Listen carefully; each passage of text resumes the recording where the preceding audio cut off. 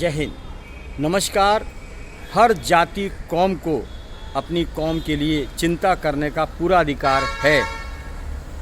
इसीलिए आज हम ये चर्चा करेंगे कि बांग्लादेश में जिस प्रकार से तख्ता पलट हुआ है, उस तख्ता पलट के अंदर वहाँ पर अल्पसंख्यक हिंदुओं को जिस तरह परेशान किया जाता है या मारा जाता है, ये सरासर गलत है। मैं भारत के प्रधानमंत्री श्री नरेंद्र मोदी जी से और भारत के सीएम, यूपी के सीएम, कुछ भी कहिए, एक योद्धा योगी आदित्यनाथ से भी विनती करता हूं कि बांग्लादेश में जितने भी अल्पसंख्यक अपने हिंदू भाई हैं, उन सभी को एक लिस्ट बनाकर उनको लिया जाए, भारत के अंदर लिया जाए। वहाँ उनकी सुरक्षा को खतरा है और ये खतरा अनादिकाल तक के लिए बना रहेगा, क्योंकि वहाँ पर क्रूर विचारों के लोग रहते हैं। इसलिए हिंदू एक शांत विचारधारा का व्यक्ति है। तो मेरी विनती है, तो 1 करोड़ हो या 1.5 करोड़ हो, उतने ही हिंदुओं को वहाँ से यहाँ पर लिया जाए और यहाँ पर जितने भी अवैध बांग्लादेशी हैं उनको तुरंत प्रभाव से उसके बदले उन्हें वहाँ भेज दिया जाए। ये स्थिति कायदे की है और कायदा सर भी है। ये बहुत आवश्यक है। इसमें कहीं कोई किसी देश का आक्षेप नहीं होने वाला है, क्योंकि ये बात कायदे की है। अवैध लोगों का यहाँ पर बसना भारत के लिए खतरे का विषय हो जाएगा। इसीलिए मेरी विनती है, पाकिस्तान में या बांग्लादेश में जितने भी हिंदू हैं, उनके बदले में उतने ही उन्हीं के लोगों को वहाँ पर भेजा जाएगा, यहाँ से पकड़ के राजी राजी या गैर राजी, क्योंकि यहाँ अवैध तरीके से रहते हैं, वो नुकसान पहुँचा सकते हैं। क्योंकि इनके अंदर अपने ही देश को, अपने ही लोगों को प्रेम रहता है। लेकिन आज हालत ऐसी है कि वहाँ पर शेख हसीना को तख्ता पलट करके वापस आना पड़ा और भारत का दिल इतना बड़ा है कि उन्होंने जगह दी, उनको बचाया। तो नारी सम्मान के लिए ये भारत सब कुछ कदम उठाता है। तो भारत का दिल और भारत के लोग बहुत बड़े हैं, उनके संस्कार बहुत बड़े हैं। तो इसीलिए हम आपसे विनती करना चाहते हैं, योगी जी से विनती करना चाहता हूँ और प्रधानमंत्री से विनती करना चाहता हूँ कि हमारे भारत के लोगों की सुरक्षा की जाए, हमारे भारत के एक एक लोगों का व्यवस्था किया जाए।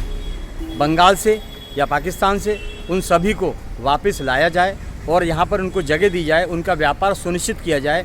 ये अति आवश्यक है, क्योंकि जिम्मेदारी बनती है, भारत की जिम्मेदारी बनती है, भारत के प्रधानमंत्री की जिम्मेदारी बनती है कि हिंदुओं को सुरक्षित वहाँ से लाया जाए और अपने भारत के अंदर व्यवस्थित स्थान दिया जाए, क्योंकि भारत का दिल बहुत बड़ा है।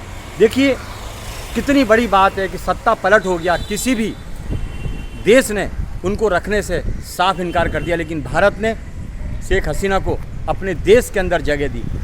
तो ये कितनी बड़ी बात है और कितना एक समझदारी का संस्कार की बात है कि भारत संस्कारों का देश है, भारत सनातन का देश है। इसीलिए मैं योगी आदित्यनाथ जी से प्रार्थना करता हूँ कि आप एक ऐसे मजबूत सीएम हैं जो इस विषय पर गंभीर चर्चा करके निर्णय कर सकते हैं।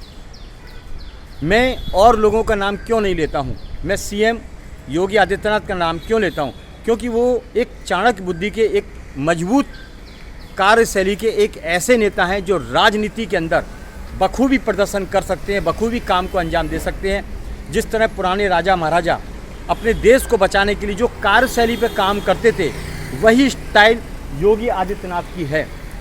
ये बात हकीकत है। हम योगी जी का नाम इसलिए लेते हैं क्योंकि उनके अंदर काम करने की क्षमता है, काम करने का जज्बा है।